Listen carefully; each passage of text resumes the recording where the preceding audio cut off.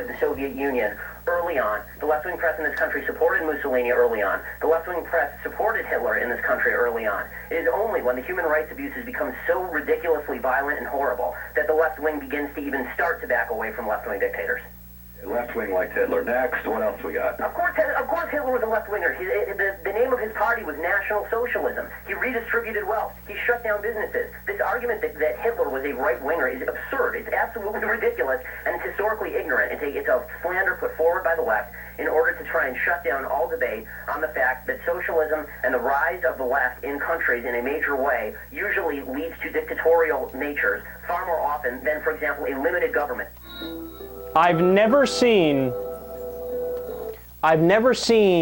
in my life somebody who has shown such strong signs of the brainwashing going so deep. Like, he seems so convinced that he's right there.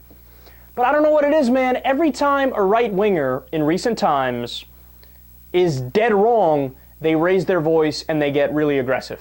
I don't know what it is. I don't know what it is. They always get loud and aggressive when they make their worst points. So look, somebody had the perfect response to this in the comment section on the video. So Nazi Germany and Hitler are socialists, right? So I guess North Korea is a democracy because it says so right in the country's name. No, but that's his reasoning. That's what he said. He's like, the name of it was National Socialist Party. Yeah, but dude, that you need to take into account how does the government function? You can call yourself anything. I could call myself a Swedish supermodel woman, but I'm not. A half Polish, half Italian male. What the fuck? So, by the way, first of all historians know that it's fascism. That's what was going on in Nazi Germany. You don't even need to be a historian to know that. Most people know that. Anybody who knows anything about history knows that, unless you're purposely trying to deceive yourself and spin what's going on and say anything that's bad that I don't like is left wing. Anything. By the way, look at how unnecessary it is too.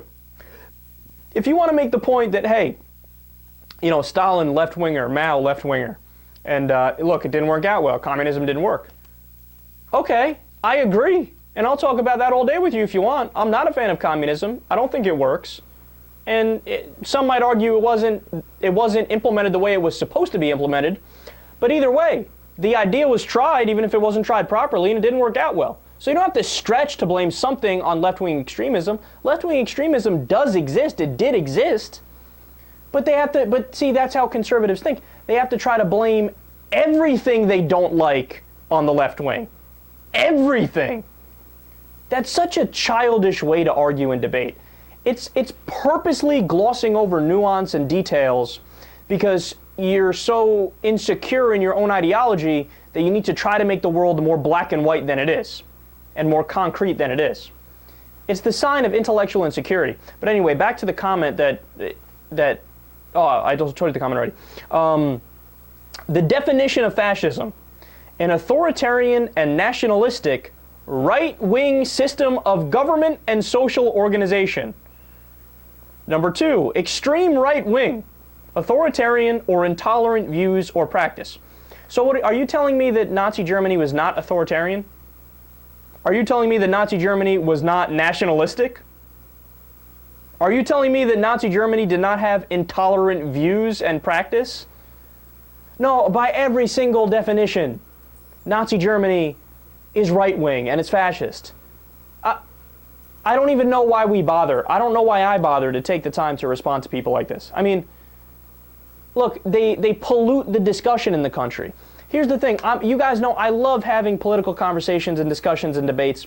But in order to have a debate, you need to have a framework of facts to have the discussion within. One person can't come to the table with one set of facts and another person with made up shit, and then you have a debate, because then you're just going to be talking over each other's head the entire time.